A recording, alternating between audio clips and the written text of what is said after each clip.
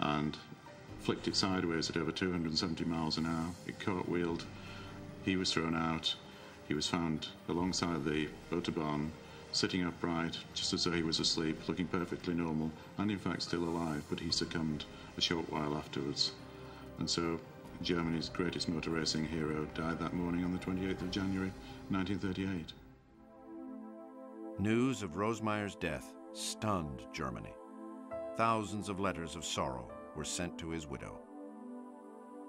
The German public were devastated, and in fact, that devastation is still felt today in Germany. He was the popular hero. He was the genius behind the wheel. And he was popular not just because of his talent, but because of his personality. He had charisma.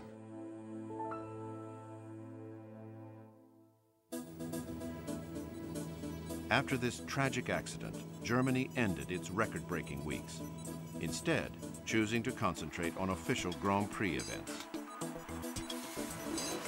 With its star driver gone, Auto Union needed a man who could win races. It turned to an unlikely candidate, their old foe, Tazio Nuvolari. Nuvolari was tired of being outclassed by the fast German cars and was eager to get behind the wheel of one of these automotive masterpieces. They needed a talented replacement, and Nuvolari was the obvious choice and was keen to join them. Nuvolari's first year with the team was spotty. Still getting used to his new ride, he scored just 2 wins. One at the Italian Grand Prix, and the other at Donington in Great Britain.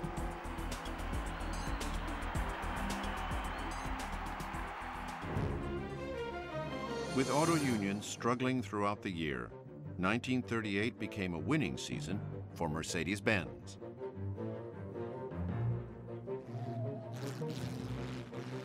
This allowed Rudolf Caracciola, the Rainmaster, to win the European Championship for a 3rd time. But with political tensions growing throughout Europe, Germany's racing future was uncertain.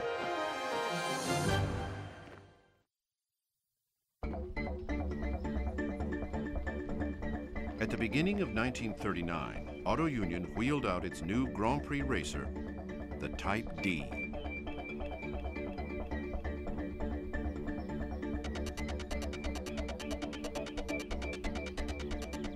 While the car retained its 3-liter 12-cylinder engine, an improved twin-stage supercharger was added to the package, making the Type D the most advanced racer of its time.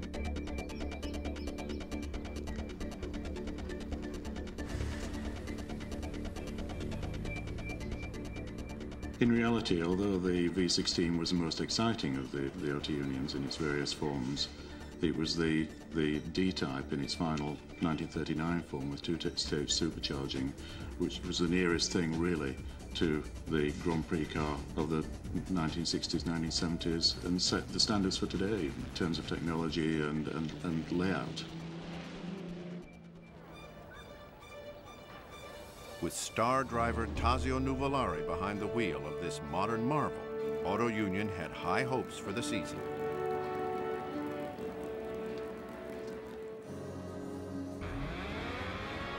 Mercedes also re-engineered its car in 1939, producing a smaller, sleeker car, the W154. Like the Auto Union Type D, the new Mercedes also employed twin-stage supercharging, which made it a formidable adversary on the track. In 1939, they increased engine capacity again with a 2-stage supercharger system, and the engine was called M165. But basically the same engine, a V12 3-liter engine, but 2-stage supercharger. Actually, it was unbeatable, more or less. To drive the car, 3-time European champion Rudolf Caracciola returned in hopes of taking the title again.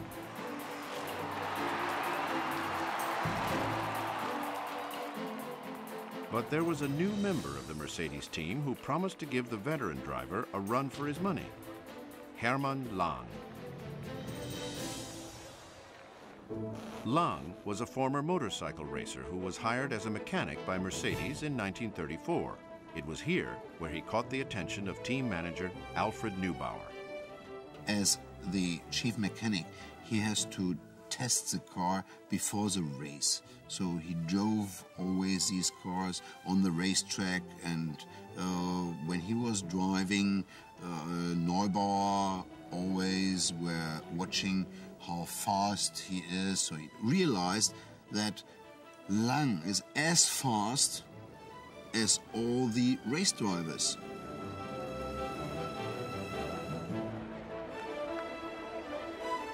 Lang was initially signed as a reserve driver, and by 1937, he became an official member of the Mercedes team.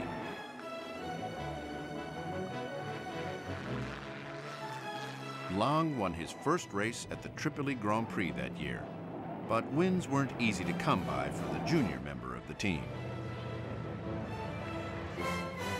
He was driving with Rudolf Carrot-Schürrle, who was the team leader of Mercedes, and Manfred von Brauchitsch, both of whom were, as you say, gentleman drivers, and looked down their noses at poor Hermann Lang, who was just basically a bloody mechanic. And so he had a bit of a hard time that way, but his skill brought him through. On one side, Carrot-Schürrle and von Brauchitsch, they were real heroes, they were stars. And Hermann Lang, he was a mechanic. And he always acted like a mechanic. Huh? He was no superstar, but he was faster than all the others. Lang began to put together an outstanding season, winning the Pau, Tripoli, Eiffel, and Belgian Grand Prix. The last race of the season was held on September 3rd, 1939, just days after Germany had invaded Poland. Tensions were high, but the event went on as scheduled.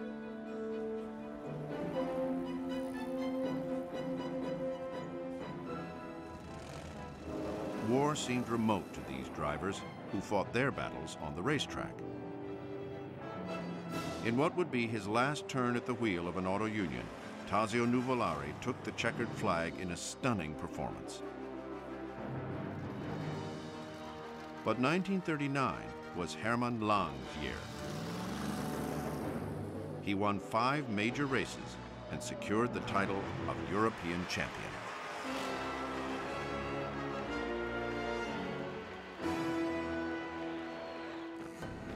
Unfortunately for everyone, the Battle of the Silver Arrows was over. Later that year, the world was at war, and the atrocities committed by Hitler and the Nazis eclipsed the accomplishments of the brave drivers of Mercedes and Auto Union. Today, the technological legacy left by the Silver Arrows and their drivers resonates throughout the automobile industry. Daimler-Benz is now Daimler-Chrysler and is one of the most respected car companies in the world and a fierce competitor on the track. Auto Union, reformed and renamed Audi, produces passenger cars as well as race-winning machines. The names of the Silver Arrow drivers also live on with their children. The son of Auto Union driver Hans Struck also drove for Audi and continues to race today.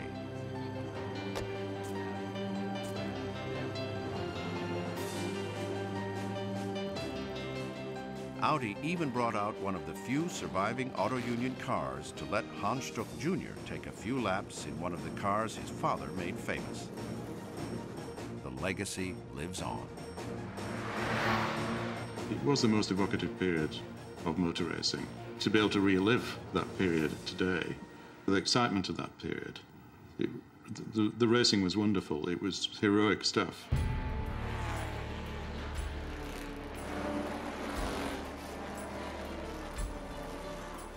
Was certainly one of the great eras of motor racing in the 30s, and the fact that Hitler had the sense to give them, to get 2 companies started, Mercedes and Auto Union, was all part of that.